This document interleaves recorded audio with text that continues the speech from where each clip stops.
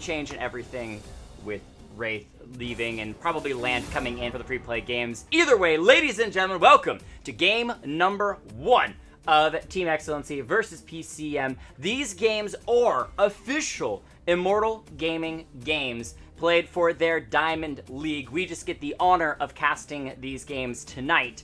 And so I am excited to see what they do or how they do in these games. Just for a little extra knowledge, Team XLNC won their first series of the Diamond League in a reverse sweep in a best of 3. They lost the first game, came back and won 2 more, and then in their second week they went 0-2. So they have lost their second series. This is going to be their third series, their third time trying to get those win stats underneath their belt, going up against PCM, which I know very little to nothing about. Wraith, how you doing tonight? I am doing very well, Jake. Oh my gosh, there's my face, and it is very, very big. Very big. Pogger's close. Yes. Alright. I've been forging leaves for the past 3 days, and it is both very enjoyable and very exhausting.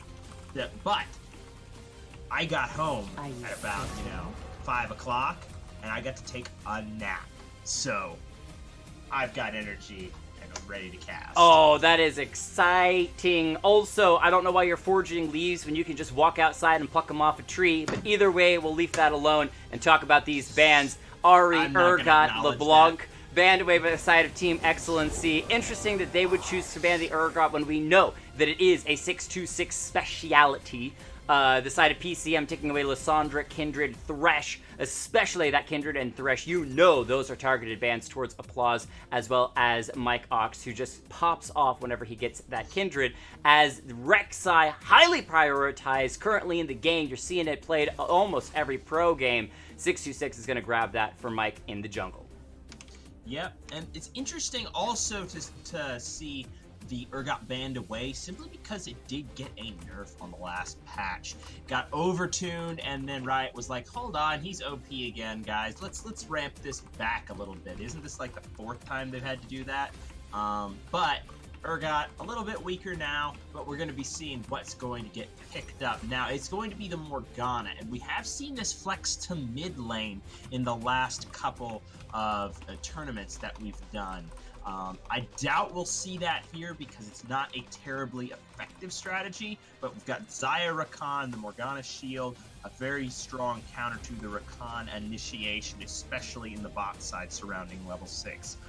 That Rakambo is just really potent, and Demonius the God hovering over the Kai'Sa and is going to lock it in. We've got purple in the bot lane. Kai'Sa, I'm actually unaware of her current position in the bot lane rankings.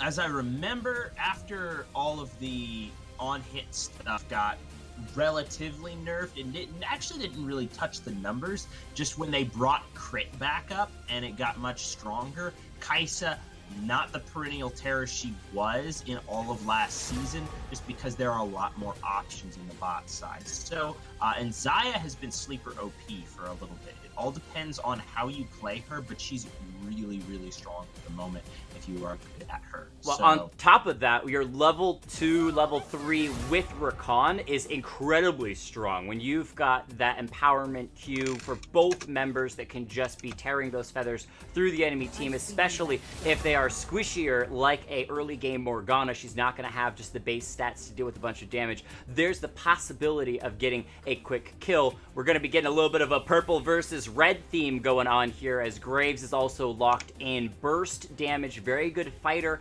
in the jungle, doesn't bring CC, but if he's trying to come to that bottom lane, he's definitely going to be able to enjoy the roots that Xayah's E can provide. So we're going to still be looking, though, for some front line from these teams. Now, this is very interesting. I'm going to note one more thing.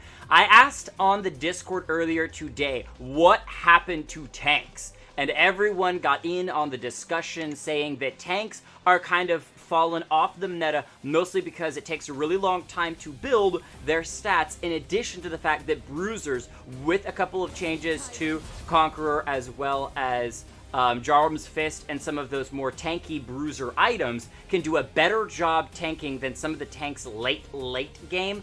plus bring more damage to the table. So I'm interested in seeing whether these teams actually pull out any tanks at all, or whether they're going for straight-on engages, fighting, and bruisers. As we see a hover on the Teemo, I doubt that's going to come through, but it would be pretty interesting. There it is, the Cassiopeia. Gotta have the fun Teemo troll, especially for the first time on stream. I love it.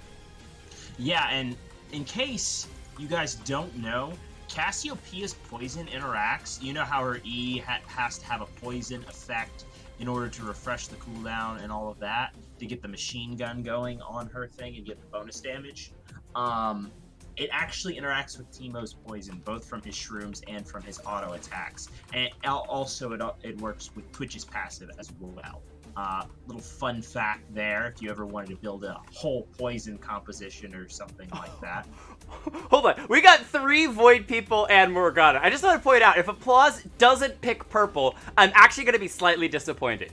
Just slightly. I understand for composition and everything, you want to pick the best things for your team. Poppy! Her eyes Poppy are purple. is purple. Purple-blue. Purple-blue. We'll call it. We'll call it team coordination from Team XLNC. That's a bow right there. Beautiful stuff. Her eyes are purple. Team it counts. that tasted purple.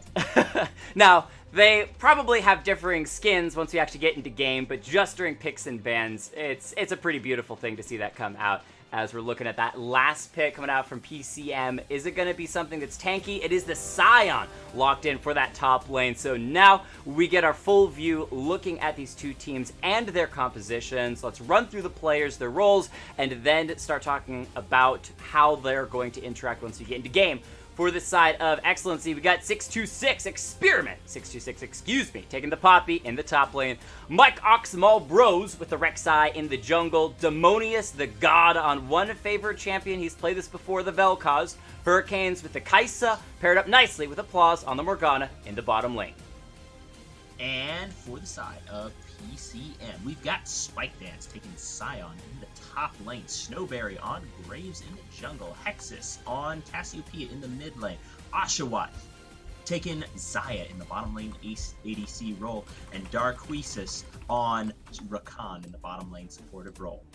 So we're looking at their compositions as a total. We do have some tanks in that top lane, thank goodness. It's always a bit more interesting when you actually have those front-to-back team fights rather than just utter chaos when 2 teams of 5 smash heads against each other. Poppy versus Scion. Scion obviously going to get massively tanky due to his passive over the course of those games, over the course of the game. However, Poppy also tankier in her own right, and the best ability in the game to basically reset a numbers game, send a couple people back towards the fountain, say let's fight a little bit differently. I like some of these choices. What are your thoughts? Let's see. All in all, I think PCM has the better front to back composition. Xayah Rakan has strong initiate as well as Scion. And then you have Cassiopeia, which has pretty much unparalleled damage in the late game, except for Azir and Kassadin as well. But all in all, if you line them up, you've got a strong frontliner as well as a lot of DPS and some peel versus Rek'Sai, who's going to be trying to dive none Xayah will or question us. It's really hard to dive Xayah as long as she has her ultimate up. However, the wild card here is Experiment's Poppy. You touched on this just briefly. If you ult the Scion away and you ult and you catch Scion and the Grave, suddenly the access to the back line is a lot easier. Kaisa and Xayah kind of scale evenly with a little more mobility on Kaisa's side. She's a much better 1v1 champion or a 2v2 champion. Though I would give the edge to Xayah in a team fight because it's really hard. People never keep track of the feathers in a team fight. Even I was hearing some of the casters at the pro level even saying that it's actually easy for those to get lost even at pro level. But once you're inside of an actual team fight, anywhere from bronze to high diamond, nobody's keeping track of those. So Xayah, if she gets a really good feather pull, can really turn a team fight. But of course, Demonius, we've seen him do work on this Vel'Koz, and completely turn around fights. So they have some really good team fighting on both sides. Slight edge to PCM. However, it all depends on laning phase, because if Poppy gets a lot tankier than Sion, suddenly that paradigm all shifts, because if they can nuke down the Sion really fast, then they have access to the squishy backline pretty easily. If Rek'Sai gets incredibly fed, then it won't matter that Xayah can absorb his initial burst using the ultimate. She's going to die anyway. Similarly, if Vel'Koz pokes out Cassiopeia, denies her CS, denies her the ability to get to that massive late game, then it completely goes the other way. So it's all about the micro and the play inside of the game. I like it. Now, there was a question that was proposed as to where we're going to see First Blood. I do also, before I get into that, want to say thank you to Geeky Pickles for that follow. Appreciate that. Glad you're enjoying the show. And we cast every Tuesday and Thursday. Today's a pretty spicy day because we get to cast our homeboys, Team XLNC, in Immortal Gaming's Diamond League. Also, want to note very quickly, Katsa, thank you for the note on the alert. I did decrease the volume. I actually cut it in half, so it should not make your ears bleed anymore. If it's still a problem and later on you still are taking note of the fact that it's a bit too loud, let me know and I'll change it once more.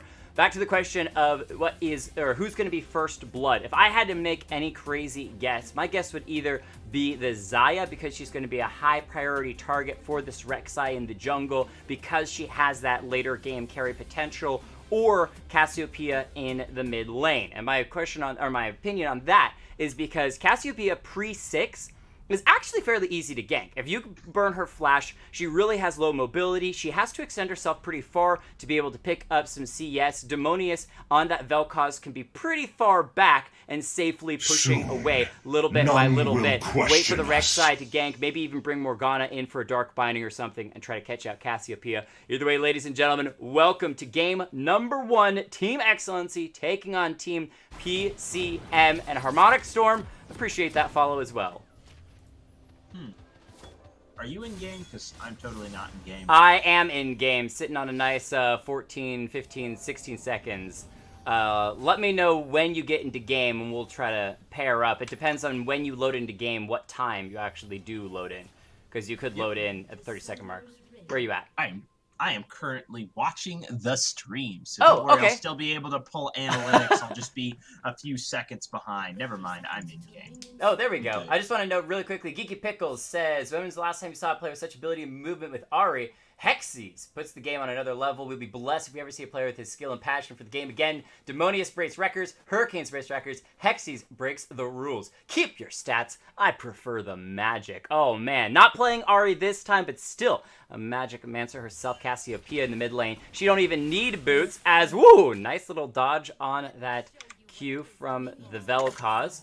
So good stuff already. All right.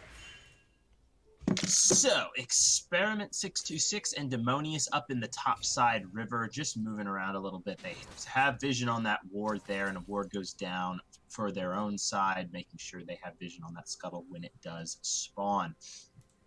But no action except for a little bit of a shot from Hexus onto Demonius, but nothing game-breaking, nothing really all that important at all. So, we're just doing normal laning stuff. Leashes go down in the bot side, but none from Darkweeks and Oshawott. Which, by the way, it was noted it's Darkess. Darkess? It's like two That's separate words. Hey, you know what? I don't make the rules. There's a nice knock-up from the Rakan. Gonna drop Hurricanes low. The heal forced out early. Now they can turn on to Applause as well. Darkcast doesn't care, taking a lot of damage. The Morgana's just AFK auto-attacking as the Xayah is gonna get a lot more damage. And PCM gonna win out the fight in the bottom lane. Yeah, but good reply from Hurricanes onto Darkest, returning a lot of that DPS back onto the support. Not as important considering he will have extra pots to chug, and that does put Oshawott in a much better position. Able to shove in the first wave, get that level 2. That's a fairly significant advantage. Snowberry coming in for a gank on the top side. Poppy's just going to get a nice little knockback, head towards the tower. Even with Graves having red buff, he says, you know what, it's not worth chasing that Poppy anymore. So she's able to get out without having to burn flash, which is going to be crucial when it comes to these Graves engages. Yeah, and the thing is that she actually came out positive in the health trade there as well. That was a really nice interaction there. Good stuff out of Simonius in that mid lane. Sorry, go ahead.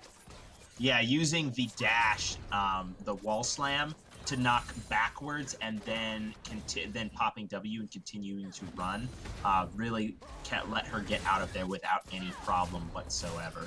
And that's something that a lot of people, especially if you're kind of learning and kind of trying to figure out how to get better at League of Legends and you're watching some of these high-level players, notice how many times they're using their skills to get away, not their spells and abilities. Got a little bit of Black Shield onto the... Ooh, hold on! Kaisa, but that's not going to be enough. The Flash Force out from Applause. Keep in mind that heal had already been burned by Hurricanes. Rek'Sai going to continue to chase forward. But Rek'Sai is here, forces the Flash from Oshwa as a nice double knockup from the Rek'Sai comes in, getting a good bit of damage. There it goes. Applause actually steals it away with the Defiled Soil, and now Darkcast has to flee the scene. Graves is around the corner, though, so the Rakan may look at going back in. He has Flash available. Graves not interested in continuing the fight, though. So, 1 for 1 so far in this game. Yeah, and somebody called it, I don't know who it was, but you're a genius, called First Blood on the bot side, and as you said, that was determined by the fact at level 1 the heal was blown.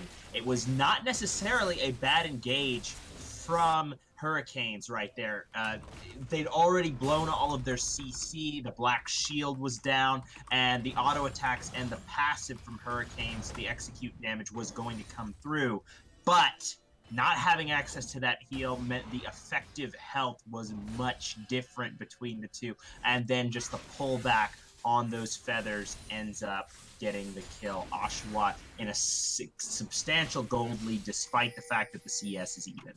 And those are those small things that over time can make a big difference as Snowberry has to run away from Mike Ox in the jungle to chase forward from the Kaisa. The camera switched to a fight in the top side. Not exactly sure. I'm going to assume that's because the Blast Cone was used by the Graves to escape. Look at his health, though. Just a touch. So close to being a second kill. Darkast's roam right there. So critical. He catches...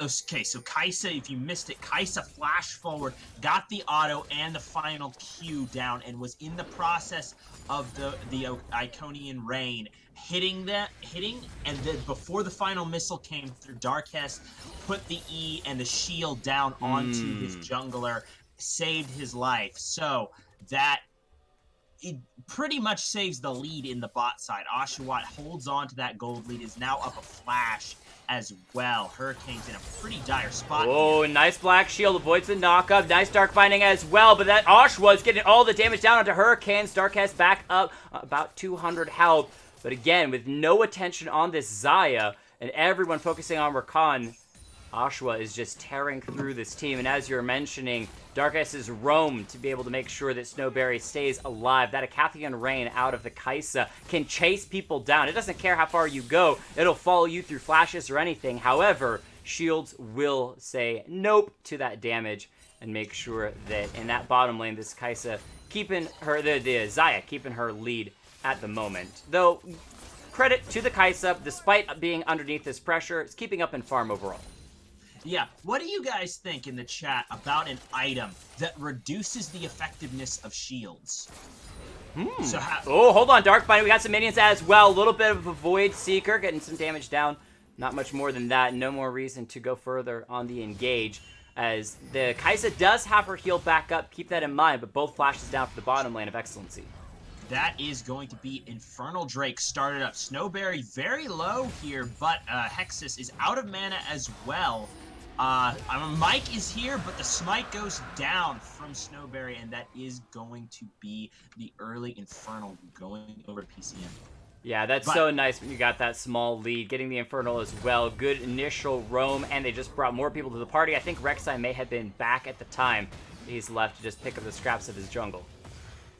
Yeah, anyway, as I was saying, I've been thinking about this for a while. You know, having an item that reduces the effectiveness of shields, because, I mean, you remember that meta a while ago where you just had Karma, who would just put a shield, and then you had Karma Lulu. You had Lulu mid and Karma support. or Karma mid and Lulu support, either one. But it's been a while.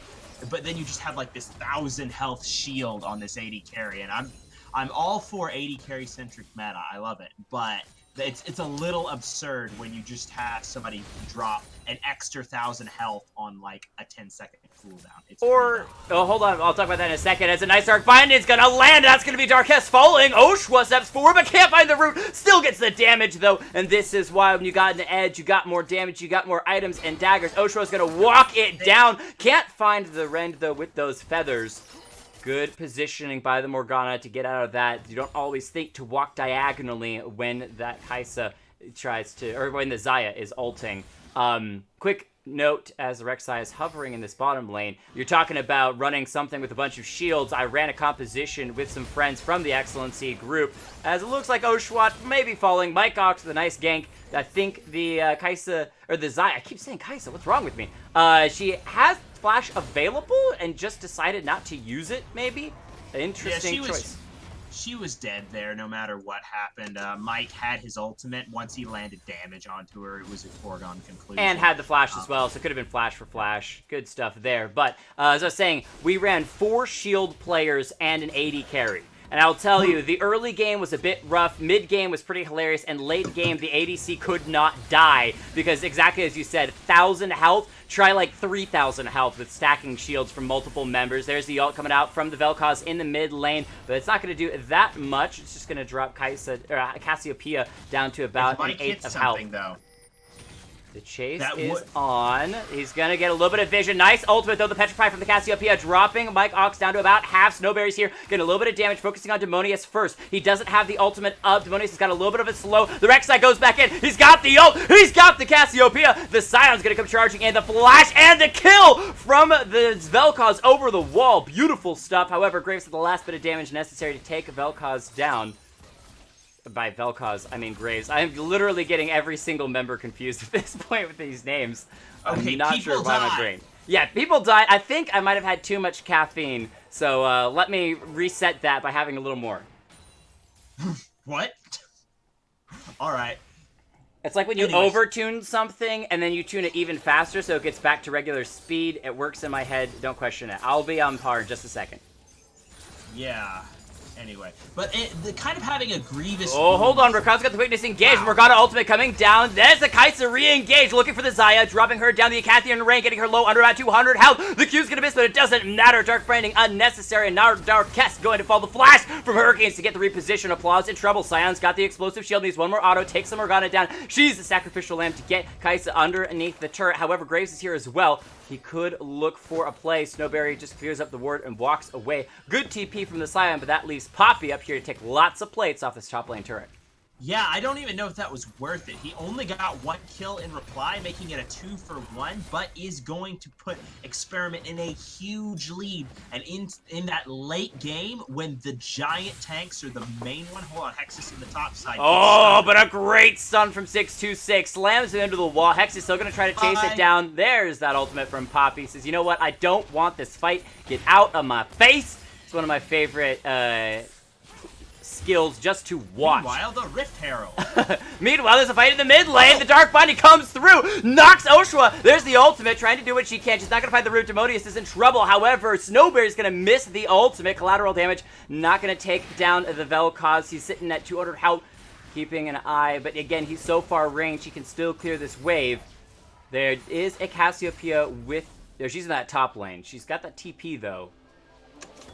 Yeah, unlikely going to use it in the mid lane. Gonna just try and get maybe a little bit of farm pushed into that tower right there, trying to deny some experience and gold from 626, but with a cannon wave there, it's not really gonna matter at all.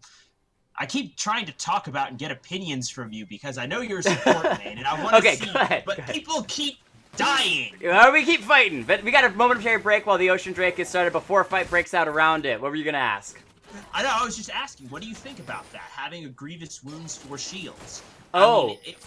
I think that it would be a nice Hold on item, but a it wouldn't be second. bought too often, as there's a nice engage. Quickness, gonna ruin a Vel'Koz. The Rek'Sai, she's still gonna be able to get the dragon. Are you kidding me? Smites through the quickness. I am gonna charge, and that's gonna be Morgana falling. Oshawtt's in the middle of everybody. Feathers flying everywhere, but we've got the Vel'Koz getting damaged down from the side. He's lost almost the entire team cast to be able to pick up 2. Hexy's in trouble, but the laser comes out. It's not gonna be enough because Rek'Sai has found the knockup, and he's the savior of the fight. They lose the Ocean Drake, but they get a full team ace at the 12.5-minute mark, and now they can take down the mid lane turret for free. Hashtag not worth. It's always nice to steal. Had the ultimate from Vel'Koz, Demonius, had he dropped that in the middle of the team fight, that would have been a dramatic. We are made fight by our because choices. Had the Kai'Sa dive into the backline. It's fun, but it's also not a good idea. In general, like the general rule when you're playing AD carry is save your movement until your bacon is in danger. It's like the constant Tristana idea. You're not Lee Sin. It's fun to jump in lane in a 2v2 and just Goomba stomp somebody in the head, and then you end up oh wow, the reply in the mid lane with the Rift Herald and nets the turret. Yeah, without the minion wave, the side of PCM was unable to push into that first tier turret. They got a couple plates off, and that was about it. And Rek'Sai had earlier picked up the Rift Herald, so that's going to secure themselves first turret of the game. Now, they're still down about 1,000 gold. Also, Nerzulian, how are you doing? How is the EU? It's been a while, but glad to see you back. And thank you so much for that Twitch Prime sub for 6 months. You are a monster. Greatly appreciate that. But again, I hope you're doing well, mate. It's been a little bit.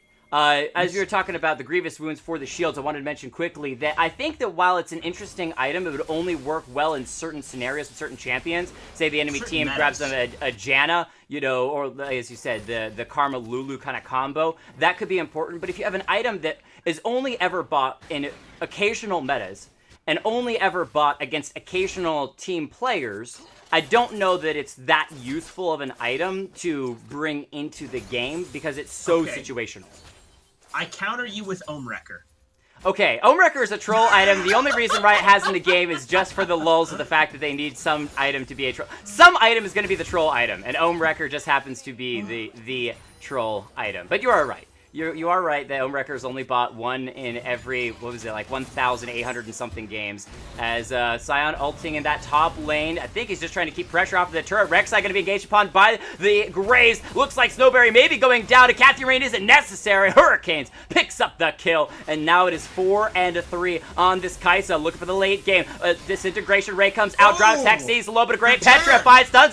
Demonius, he don't care. He's got the Q. He'll hit you and take you down. And now they can freely push the mid lane. Keep in mind, the gold is still even. The kills are still even. But that turret in that top lane will give a slight edge to Team XLNC as they are up 2 turrets to 1 for the side of PCM. Yeah, that fight in the mid lane was really close, and it all came down to that 1 Q from Demonius. Hold on, we've got another fight! The 626 has been ignited. I don't think that Rakan's going to have the damage. He's actually going to take some turret shots as well. That was unlucky, just outside of the minion range. Look at where Xayah landed, by the way. Yeah, she noped out of town. Unwilling nope. Oh, good Rakan recall there. I love that. Yeah, unwilling nope. 626 says it's much easier to escape a 1v2 rather than or 1v1 rather than a 1v2, and good target selection there as well. Definitely, and getting rid of the damage. Rakan's just like walking along, hitting her with his feather cape, going, "Hey, die, die." I'll poke you. It's death by 1,000 cuts, or more like death by 1,000 light slaps with a feather. He forgot to sharpen his feathers. There you go. Oh, flash for flash, and Demonius gets out of the knockup from Darkest. Good stuff there. Do note that it is another Infernal Drake coming up here in a second. So with the second Infernal Drake, it is on everyone's mind. PCM would love to have that second one for themselves. Yeah, I just have this kind of fantasy play in my head where, like, Darkus or Oshawott are, one of them's in trouble running down the lane, and then the other channels, hold on, wow. Well, she was in trouble and just died. That wasn't what I was thinking, but good role play there. Good job, guys. They heard you, and they were like, all right, we're going to try out his strategy, but they didn't finish. You got to let him finish what the play is before you make it, and that's why you died. Go ahead and finish what your idea was. Maybe then they can actually perform it. Yeah, I was gonna say having one or the other channel a recall, seeing a friend is in danger, and then have the other one like blows flash into a bush, hits recall, and they both peace out on like the 1 second mark, and then the whole team's like, where'd they go? They just disappeared. Well, either way, Rek'sai might have to, now that he's heard that, start that recall a little bit earlier for the Xayah, as Disintegration Ray is really starting to hurt Demonius, being 4-1-1. Luden's Echo as well as that Oblivion Orb completed. So he hurts when he hits. He's also going to have that 300 gold bounty on his head as well. But being a back line and having some pretty good distance means that he's not in too much danger of going down. As Spiked in that top lane, getting a little bit of damage onto the Poppy, keeping her in her place for the moment, as she's dropped to about 50% health.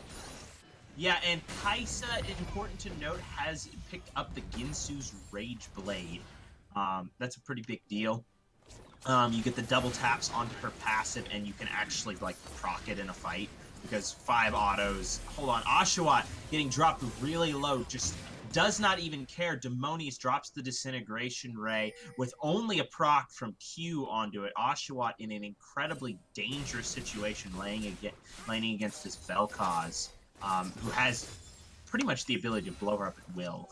Well, and the thing with Rek'sai that you want to have is, you know that your Xayah is going to be a little bit on the squishier side, so you want to land those Gleaming Quill Qs to be able to get a little bit of healing back. However, the Vel'Koz is such a ranged champion, you can't get close enough to land those Gleaming Quills to heal your ally without threatening taking a lot of damage yourself. And it was just a lot of misposition from the Xayah, not respecting the damage from this Vel'Koz, as he's going to find Dark Hess here. He doesn't have the ultimate available, still going to get a little poke damage. The screen changed back to this fight in the top lane. Don't think we care quite as much about it. It's more interesting to see Applause land the Dark Binding. The root comes down. Xayah ultimate goes up. Doesn't matter. She's undefiled, so she's going to be dropped whether she's flying or not. Applause ignited and dropped with a nice ultimate from the Graves. He's going to be chasing in onto Demonius at the moment. Vel'Koz trying to get out. Mike Ox is here. He's got that ultimate available, but he needs to land the damage to be able to chase in. He's looking for the Cassiopeia. She gets the Petrify. The laser, though, from Demonius resets the fight. Rek'sai goes in, gets one, but only to his own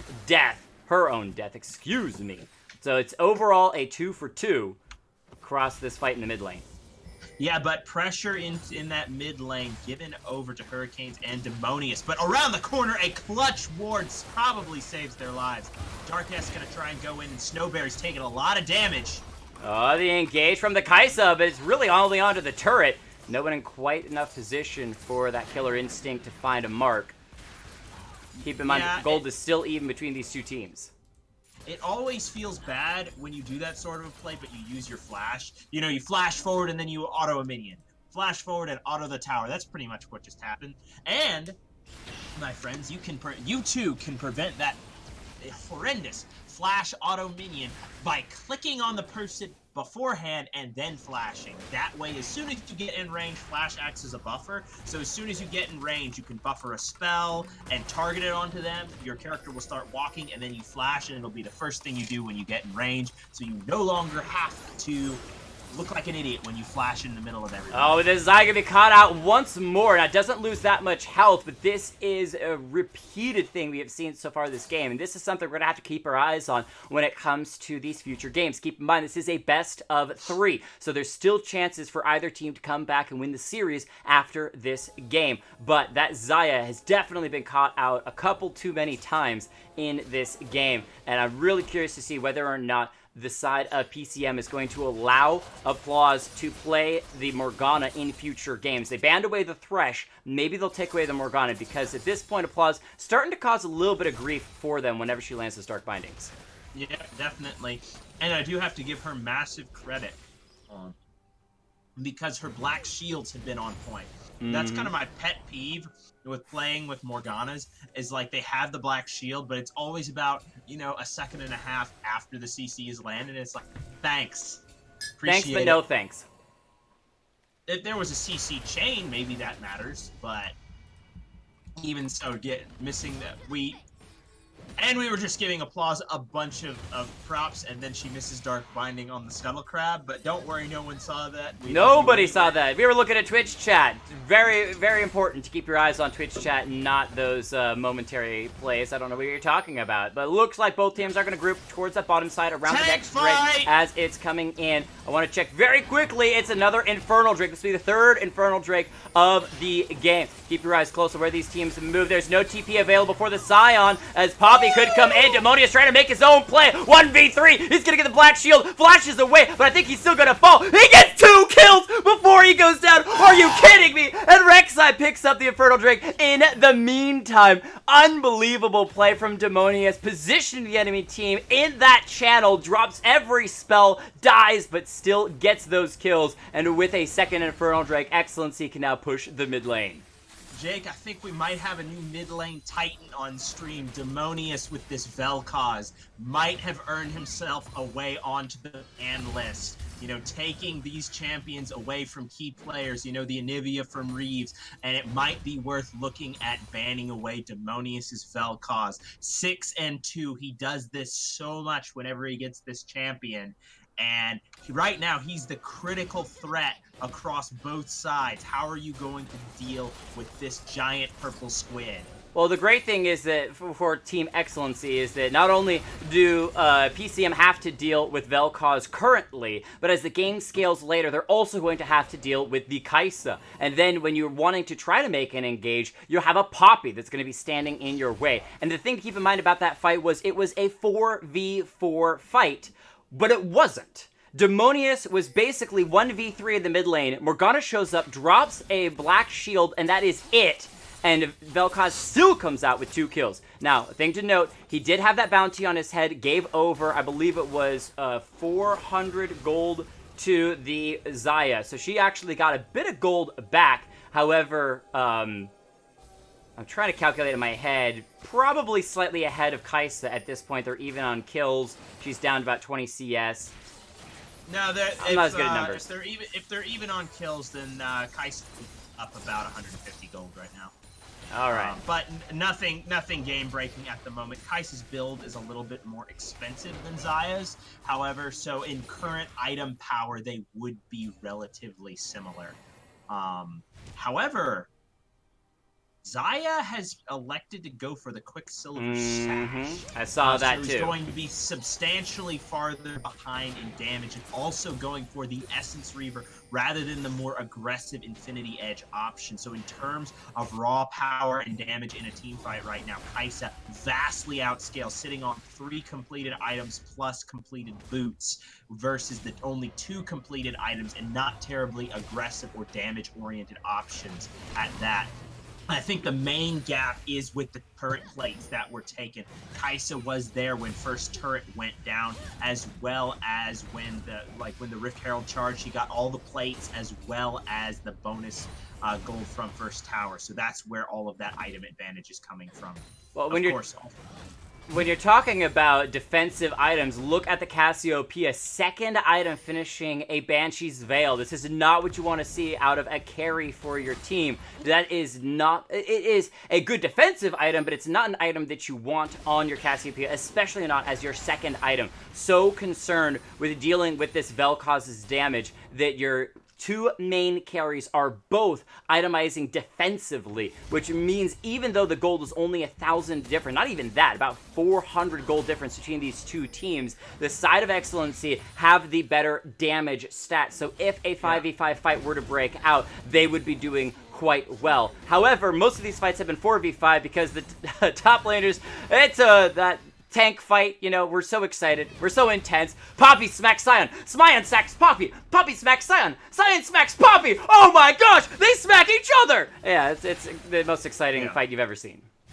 Yeah, and the thing is that I have to question this build from Oshawott. I know you want to get that magic resist, but I don't know about the QSS, really. Because what are you going to cleanse? You can't cleanse a knockup. Dark Binding from the Morgana. How many times has Xayah been hit by... You say just dodge it, but again, how many times has the Xayah been hit by that Dark Binding? About at least twice has led to a death. At least twice has led to a death.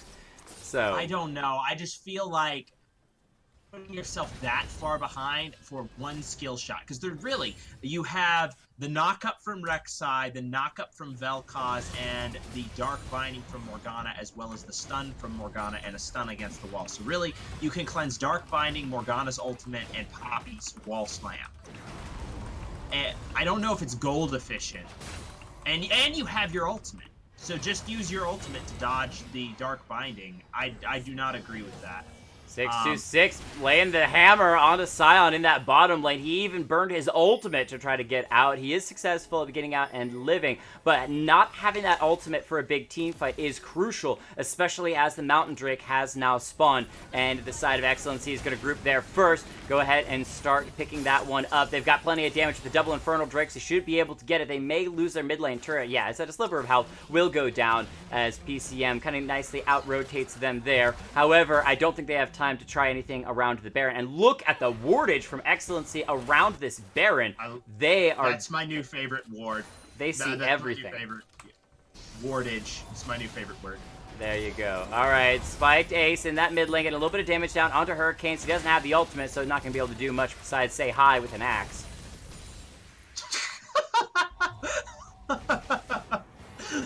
Say hi with an axe, my new favorite greeting. Hello. You're digging all my phrases today. I told you, once I had a little more coffee, I would get on point. I'd be good. 4 Drakes to 1. XLNC with a slight neutral objective lead, and this is crucial. Look at the gold. They're actually down 400 to 500 gold. It's not much. It is just a touch of gold, but the fact that PCM is so close in gold means they're still in this game, and where we were judging them earlier because of their defensive items, as the game scales later and they're able to pick up a couple items, a couple more damage items, those defensive items will still benefit them the later the game goes. They'll just have more damage as well. So these next, I would say, 5 minutes are crucial, because if XLNC doesn't really solidify a lead in this game, things could look pretty rough if the side of PCM finds the right fight. I don't know. With Demonius as strong as he is, though, I'm seeing it's going to be really difficult for the Cassiopeia to get involved in this fight whatsoever. Because, I mean, think about how this, draw up the battle lines in your head. You've got the 2 tanks on the front line who are kind of equally beefy at the moment. You've got comparable levels of beef. And then you've got comparable levels of damage on the back line, but the mid laner for the side of XLNC can drop his entire kit on you without really endangering himself. And there's not really much threat onto him, to be honest. I mean, who's going to tag Demonius? The side of the Rek'Sai, if he finds the right quickness engage with good vision, there's a chance. And that's why I clarified in my last statement was follow up on that? If they find the right fight. Well, that's actually a good point. True. Over the wall, Graves maybe. The Xayah and the Cassiopeia definitely can't follow. Yeah, so I'm just not seeing a lot of threat onto this giant purple squid monster during a fight, and he is so potent at the moment. And he also, now he has Zhonya's Hourglass, so even if Rakan gets the quickness and the knock-up onto him, he can cleanse, or he can use the Zhonya's to really cleanse out of that follow-up damage and get himself to safety, allow his friends to come in. He has flash at the moment, so I'm just thinking that the next fight's probably, if it's 1v1 or 5v5, good battle lines and no picks, I'm calling it in XLNC's favor. Well, you say that, but I did want to take a note. I actually think XLNC is choosing to opt into this 1-4, and here's the reason why. Look at those ults from PCM. You have an AoE ultimate from the Xayah, an AoE stun ultimate from the Cassiopeia, an AoE massive damage from the Graves. If you have a 5v5 where people are focusing on the Sion and they're hard grouped, think about 5 members grouped inside of a single channel in the jungle, something of that nature. They don't have an escape route, and Cassiopeia is able to find a beautiful petrify on down to multiple members, you're going to have a massive wombo combo burst damage between all of those ultimates and the damage that could come out. And so maybe they're purposefully choosing to deal in more of this 1-4 and look for these picks with the Morgana Dark Binding, the Rek'Sai knockup, the Vel'Koz ultimate, rather than a 5v5 fight, because they're respecting the potential AoE coming out from PCM. Yeah, but from PCM, what I really want to see is them to go a little bit aggressive. Oh, They yes. have the Poppy in the bot side. I mean, put the Scion down the mid lane and have him yell Noxus and just steamroll right in the middle of the enemy team. Try and get onto this Vel'Koz, because once the battle lines are drawn and you have the Poppy hammer in the mid lane, that's the ace in the hole, I feel like, for XLNC. Because you can completely, I mean, Darkest jumps into the fight, bonk, there goes your engage, you know, here comes Scion, bonk, there goes your engage. And suddenly, the two people who need to be in the front to back team fight are now way in the back line, and your squishy front line is eating damage from this howitzer of the Vel'Koz in the back line. I mean, you've got Kaisa, who is pretty strong right now, and one of the better scaling AD carries at the moment. Not the best in lane, but having that ultimate. Oh, the engage onto Vel'Koz to the top lane. Petrify is gonna miss. They're gonna find him! This is the engage you were talking about. They do get themselves the Vel'Koz and a top lane. PCM with a nice rotation going on that aggression. They lose the Mountain Drake. What else will they lose? They still have 3.5 members pushing this top side. We'll see if they continue just to shove it onto the turret. Sion's here to defend the mid lane, and it looks like he'll at least be able to hold it a little bit. Popsy is recalling in the mid lane as well to try to stop this 4-man push from PCM, making a play on the top side. They are making some work happen as Hurricane's going crazy on the turret in the mid lane, looking for PCM's inhibitor turret. They're going to be able to get it, but it's turret for turret. Rek'Sai was actually the one who secured it. It's going to be inhibitor for inhibitor as well. Keep in mind, it's top lane inhibitor for mid lane inhibitor. There's no way that Poppy can defend against 4 members or 3 members. But there's only back. 2 here. Okay, so it's inhibitor at the moment, but you've got the pincer move coming down. This is going to be a 3v3 if they catch him out. Oh, here's the Sion ultimate coming in. The black shield onto Kaisa. She's not hit by it anyway. Sion's going to continue to chase. 40's hit by the Dark Binding. But again, everyone's burning everything on this massive tank of the Sion. They've got themselves the Kaisa. And now our concepts for a Dark Binding will disengage his quickness. So that's a good save there. But they lost the Kaisa. They lost the Vel'Koz, the 2 main carries for the team. Vel'Koz has respawned. But keep in mind, the super minions are going to be pushing in that top side, and it's on to the Baron for PCM.